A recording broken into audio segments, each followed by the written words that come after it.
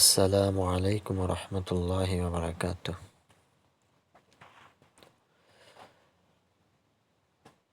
বিসমিল্লাহির রহমানির রহিম। আমি আজ একটা বিষয় নিয়ে আপনাদেরকে অবগত করব। এটা অনেকেই জানেন। আমাদের এই শেষ জমানাতে মানুষের মধ্যে হিংসা বিদ্বেষ জিনিসটা অনেকাংশে বেড়ে যাবে। এক এক ভাই তার আরেক ভাইয়ের উন্নতি দেখে হিংসা করবে। এক প্রতিবেশী তার আরেক প্রতিবেশীর উন্নতি দেখে হিংসা করবে। সেই হিংসা থেকে তারা বিভিন্নভাবে তার ক্ষতি সাধন করার চেষ্টা করে, সেটা জাদু টোনার মাধ্যমে।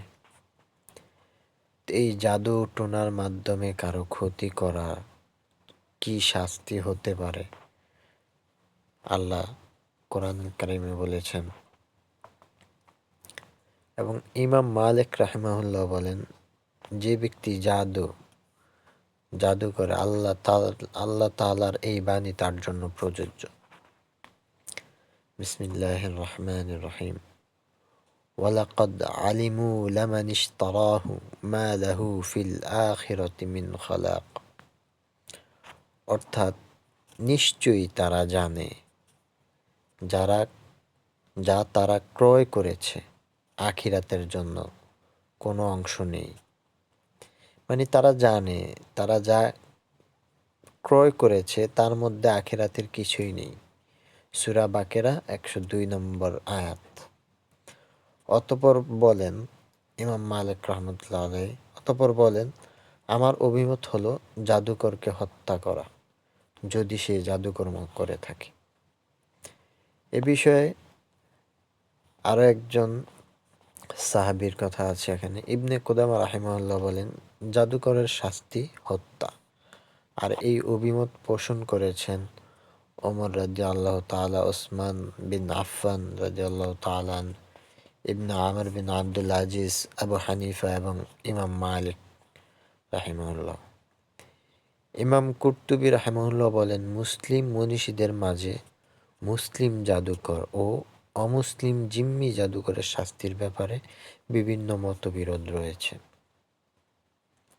ইমাম মালিক রাহিমাহুল্লাহ বলেন, যখন মুসলমান জাদুকর কুফরি কালামের মাধ্যমে জাদু করে, তবে তাকে হত্যা করা হবে, আর তার তওবাও গ্রহণীয় হবে না।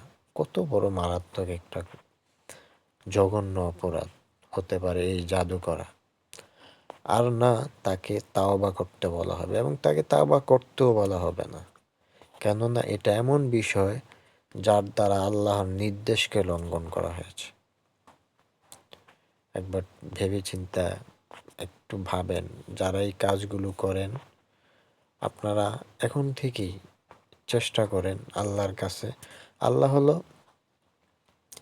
আপনি যদি মনে করেন যে আল্লাহ মাফ করবে না, তাহলে আপনি ভুলের মধ্যে আছেন। আল্লাহ বান্দাকে মাফ দেওয়ার জন্য বসে আছেন। এই জন্য আল্লাহ তাআলা জাদুকে কুফরি বলে আখ্যায়িত করেছেন। ওমা ইউআল্লামানি মিন আহাদি হাত্তা ইয়াকুলা ইন্নামা নাহনু ফিতনাতুন ফালা তাকফুর। তারা যাকে এই জাদুবিদ্যা শিখাতো তাকে বলে দিত, তোমরা জাদু শিখে কুফরি করো না, নিশ্চয়ই আমরা তোমাদের জন্য পরীক্ষা। সূরা বাকারা আয়াত নম্বর 102। আর এই অভিমত পোষণ করেছেন ইমাম আহমদ বিন হাম্বল, আবু সর ইসহাক এবং আবু হানিফা রাহিমাহুল্লাহ। ইমাম ইবনে মুনজির বলেন, যখন কোনো ব্যক্তি স্বীকার করে সে কুফরি কালাম দিয়ে জাদু করেছে, তখন তাকে হত্যা করা ওয়াজিব। চিন্তা করেন একটাবার, কখন একটা মানুষকে হত্যা করা ওয়াজিব হয়? যখন আপনি আপনার আরেক ভাইকে কুফরির মাধ্যমে জাদুটোনা করে তার ক্ষতি সাধন করেন, যদি সে তওবা না করে থাকে। এমনইভাবে কারো কুফরির যদি প্রমাণ ও বর্ণনা সাব্যস্ত হয়ে যায়, তবুও তাকে হত্যা করা ওয়াজিব। আর যদি তার কথা কুফরি না হয় তবে তাকে হত্যা করা বৈধ হবে না। আর যদি জাদুকর তার জাদু দ্বারা কাউকে হত্যা করে তবে তাকেও হত্যা করা হবে। আর যদি ভুলক্রমে হত্যা করে তবে তাকে দিয়াত দিতে হবে। হাফেজ ইবনে কাসির রাহিমাহুল্লাহ বলেন, মনীষীরা আল্লাহ তাআলা নিম্নলিখিত আয়াত দ্বারা প্রমাণ করেছেন, যাতে জাদুকর সম্পর্কে বলা হয়েছে ওয়ালাউ আন্নাহুম আমানু ওয়াত্তাকু, যদি তারা ঈমান আনয়ন করত এবং আল্লাহকে ভয় করত। সুতরাং এই আয়াত দ্বারা অনেকেই জাদুকরকে কাফের বলে মত পোষণ করেছেন। আবার অনেকেই অভিমত পোষণ করেছেন সে কাফের তো নয়, তবে তার শাস্তি শিরচ্ছেদ। কেননা ইমাম শাফিঈ রাহিমাহুল্লাহ আন আহমদ বিন হাম্বল রাহিমাহুল্লাহ বর্ণনা করেছেন, তারা উভয়ে বলেছেন তিনি বাজলা বিন আবদকে বলতে শুনেছেন ওমর বিন খাত্তাব রাদিয়াল্লাহু আনহু এ মর্মে নির্দেশ জারি করেছেন, প্রত্যেক জাদুকর পুরুষ ও মহিলার শিরচ্ছেদ করে দাও। তিনি বলেন, তিনি 3টি জাদুকর মহিলাকে হত্যা করেছেন। ইবনে কাসির রাহিমাহুল্লাহ বলেন, ইমাম বুখারী রাহিমাহুল্লাহ এভাবে বর্ণনা দিয়েছেন। বুখারী হাদিস নাম্বার 257। ইবনে কাসির রাহিমাহুল্লাহ বলেন, সহিহ বিশুদ্ধ বর্ণনায় আছে যা হাফসা রাদিয়াল্লাহু আনহা থেকে বর্ণিত, তাকে তার এক বান্ধবী জাদু করেছেন, অতঃপর তার নির্দেশে জাদুকরকে হত্যা করা হয়েছে। ইমাম আহমদ থেকে বর্ণিত, নবী সাল্লাল্লাহু আলাইহি ওয়াসাল্লামের 3 সাহাবা থেকে জাদুকরকে হত্যার ফতোয়া রয়েছে। তাফসীর ইবনে কাসির 1/144 নম্বর হাদিস। মূল কথা পূর্বের আলোচনা থেকে বোঝা যায়, ইমাম শাফিঈ রাহিমাহুল্লাহ ছাড়া জমহুর উলামা জাদুকরকে হত্যার মত পোষণ করেন। তিনি বলেন, জাদুকরের জাদু দ্বারা যদি কেউ মারা যায় তবে তার কিসাসের পরিবর্তে তাকে হত্যা করা হবে। আল্লাহু আকবার। জাদু দিয়ে জাদু দমন করা কি বৈধ? কাতাদা বলেন, আমি সাইদ বিন মুসাইয়াবকে জিজ্ঞাসা করলাম, কোনো ব্যক্তি অসুস্থ হলে অথবা পুরুষত্বহীনতার জন্য কি ঝাড়ফুঁক করা যাবে? তিনি বলেন, তাতে কোনো নিষেধ নেই, কেননা তা দ্বারা উদ্দেশ্য হলো মানুষের কল্যাণ। ফতহুল বারী 10/232 নম্বর। ইমাম কুরতুবী বলেন, মুসলিম পণ্ডিতদের এ বিষয়ে মতবিরোধ রয়েছে।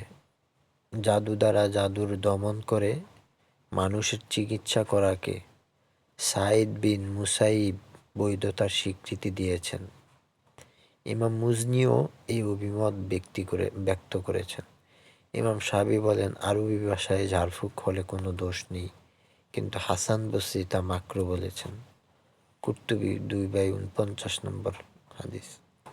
ইবনে কুদামা বলেন, জাদুর চিকিৎসক যদি কোরআনের আয়াত অথবা কোনো জিকিরের মাধ্যমে অথবা এমন বাক্য দ্বারা চিকিৎসা করে যাতে কোনো প্রকারের কুফরি বিষয় নেই, তবে তাতে কোনো বাধা নেই। কিন্তু তা যদি জাদু দ্বারাই হয়ে থাকে তবে তা হতে ইমাম আহমদ বিমুখ হয়েছেন।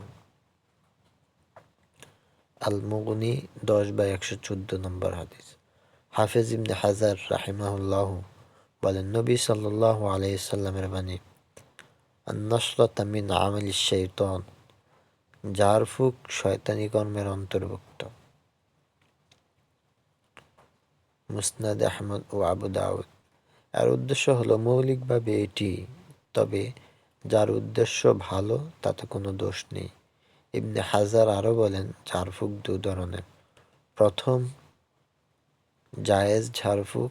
এই পদ্ধতি হলো যা কোরআন ও শরীয়ত সম্মত দোয়ার দ্বারা জাদুর চিকিৎসা করা হয়। দ্বিতীয়ত, হারাম ঝাড়ফুঁক। এ প্রকার হলো যার মাধ্যমে জাদুকে জাদু দ্বারা নষ্ট করা হয়, অর্থাৎ জাদু নষ্ট করার জন্য শয়তানকে খুশি করা হয় এবং তার নৈকট্য ও সন্তুষ্টি অর্জন করে তার সাহায্য কামনা করা হয়। আর রাসূল সাল্লাল্লাহু আলাইহি ওয়াসাল্লামের হাদিস, আন-নাশরাতু মিন আমালিশ শাইতান, ঝাড়ফুঁক শয়তানের কর্মের অন্তর্ভুক্ত, সাধারণত এদিকে ইঙ্গিত করেছেন। একজন নবী করিম সাল্লাল্লাহু আলাইহি ওয়াসাল্লাম কয়েক হাদিসে গণক ও জাদুঘরের থেকে যেতে নিষেধ করেন এবং তা কুফরি বলে সাব্যস্ত করেন। সো আমার প্রিয় ভাই ও বোনেরা, আমরা একে অপরকে হিংসা না করি। যার যতটুকু রিজিক দুনিয়াতে চেয়ে এসেছেন, যার যতটুকু রিজিক তার পরিশ্রমের মাধ্যমে আল্লাহ তাআলার কাছ থেকে তিনি পেয়ে থাকেন, সেটা তার। আপনি কারো রিজিক ভক্ষণ করতে পারবেন না, কেউ আপনার রিজিক ভক্ষণ করতে পারবে না। আপনি আজকে ২ তলা বাড়ির মালিক, ১০ তলা বাড়ির মালিকের দিকে তাকায় ঈর্ষা করবেন না। আপনার যা আছে সেটা নিয়ে খুশি থাকুন। আপনার যা আছে এরকম অনেক অনেক মানুষ আছে যে ঠিকমতো ৩ বেলা খাইতে পারে না। একটু খোলা আকাশের নিচে ঘুমাইতে হয়। তো আমরা এই ধরনের হিংসা বিদ্বেষ থেকে আমাদের নিজেদেরকে দূরে রাখি এবং আল্লাহ আমাদের সকলের রিজিকের মধ্যে বরকত বাড়াইয়া দিন।